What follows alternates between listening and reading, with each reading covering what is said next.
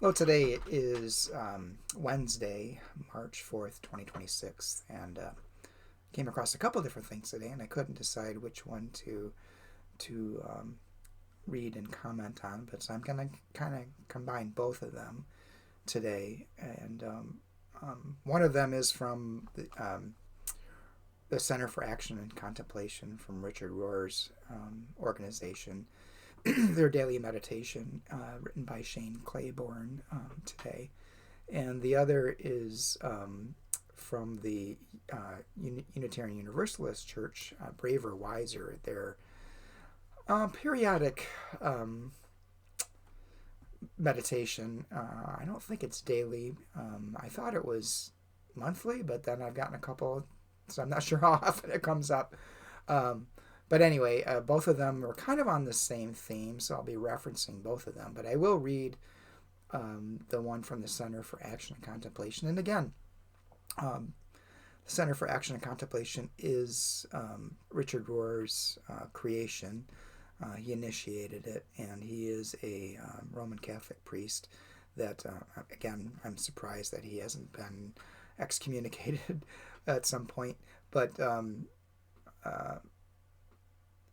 it is, I guess, a Christian source, but I think it's something that can help us to understand how various religious traditions can help us to live in the world, just as the UUA newsletter does as well.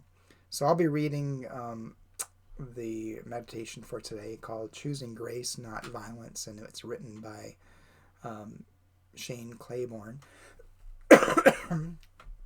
And Shane writes, violence is contagious. Violence begets violence. A rude look is exchanged for a cold shoulder, a middle finger for a honked horn. Hatred begets hatred. Pick up the sword and die by the sword. You kill us and we'll kill you. There is a contagion of violence in the world, and it's spreading like a disease. That is really understating, I think, what's going on. But anyway, Shane continues. But grace is also contagious. An act of kindness inspires another act of kindness. A random smile is exchanged for an open door. Helping someone carry their laundry or groceries makes them nicer. Randomly paying someone's toll in the car behind you invites them to pay it forward. A single act of forgiveness can feel like it heals the world. Grace begets grace. Love rubs off on those who are loved. There's nowhere you can see the battle of grace and disgrace waged more vehemently than in the criminal justice system. When it comes to words like justice, people can say the same thing and mean something completely different. Capital punishment offers us one version of justice. There is a sensibility to it. Evil should not go without consequence. And there is a theology behind it. An eye for an eye, a tooth for a tooth. And he's quoting from Exodus chapter 21, verses 23 through 24.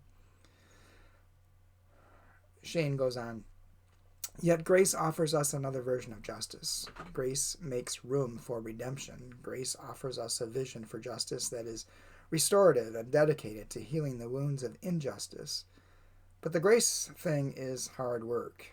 It takes faith, because it dares us to believe that not only can victims be healed, but so can the victimizers.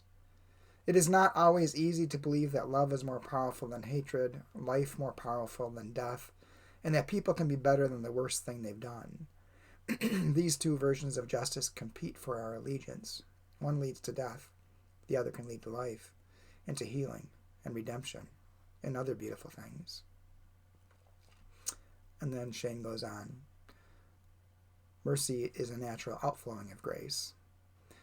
It's been said mercy is not getting what you do deserve, and grace is getting what you don't deserve. Both are beautiful, but both can also seem like a betrayal of justice. That's why justice can't come out of our heads, but it has to flow from our hearts. Grace and mercy are things, just like forgiveness, that exist in the context of evil and in contrast to it.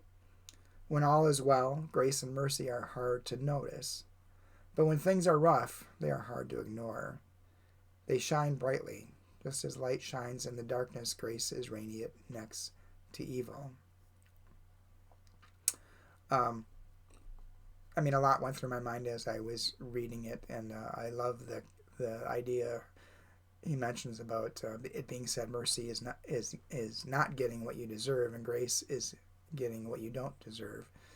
The first time I read that, I kind of stumbled over it, but then I understood what he was saying. Is that in other words, when you've done something wrong or hurt someone or whatever, and yet are still showing love, that's mercy, because that's not what you deserve, and that's what you get. And then grace is getting is kind of related. Grace is getting what you don't deserve, because if you did something wrong, you deserve to be punished for it, and yet grace is extended to you, and you are not punished. So they're really interrelated.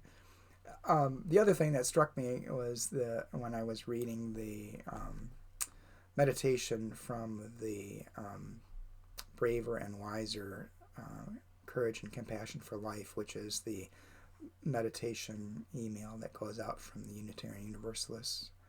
In it, the writer was talking about a time in which her daughter was sharing time at her work when a coworker of hers, the daughter relayed, had broken up a relationship and was really feeling bad.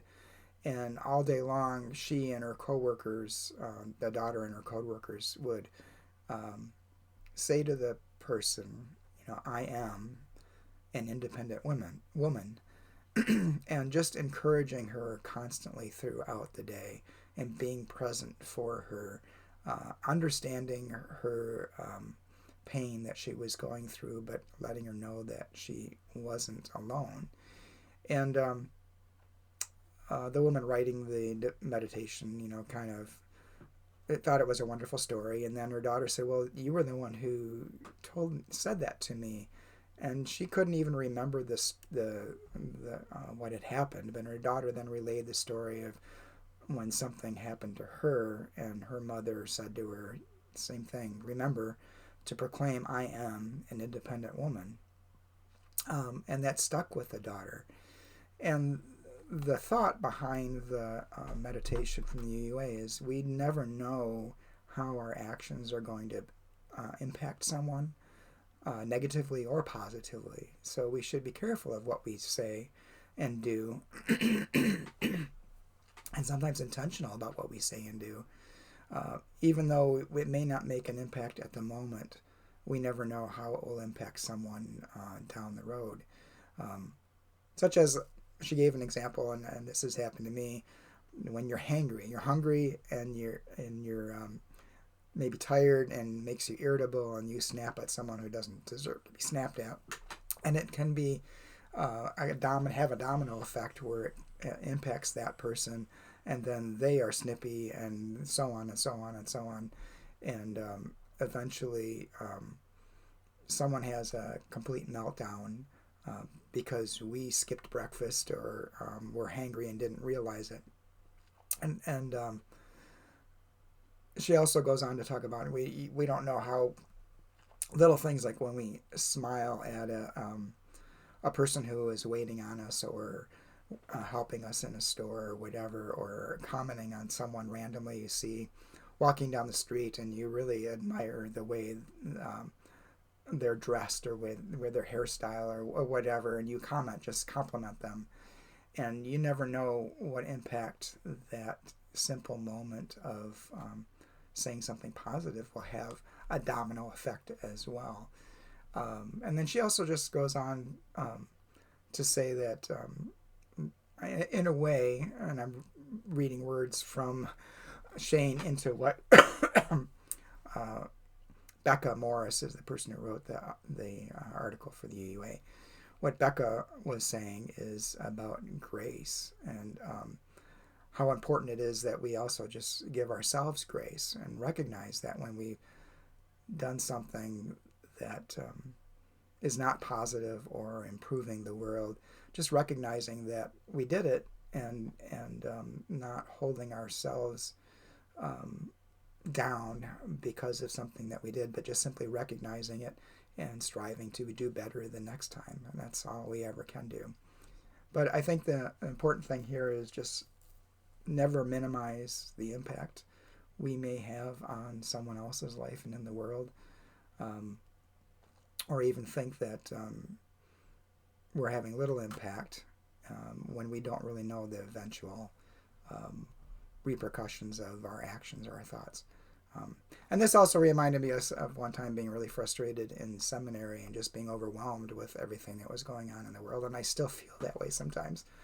And one of my professors just simply saying, well, you do what you can with what you have, where you are, knowing that you may not see a change in your lifetime, but you never know what impact your actions, your words will have as a ripple effect into the future. So keep doing what you can with what you have where you are. Grace and mercy. Anyway, those are some random thoughts, read along today, but some good thoughts from both of these. And I loved how they kind of wove together. And hope it's given you something to think about today, too. And don't forget about grace and mercy for yourself and for others.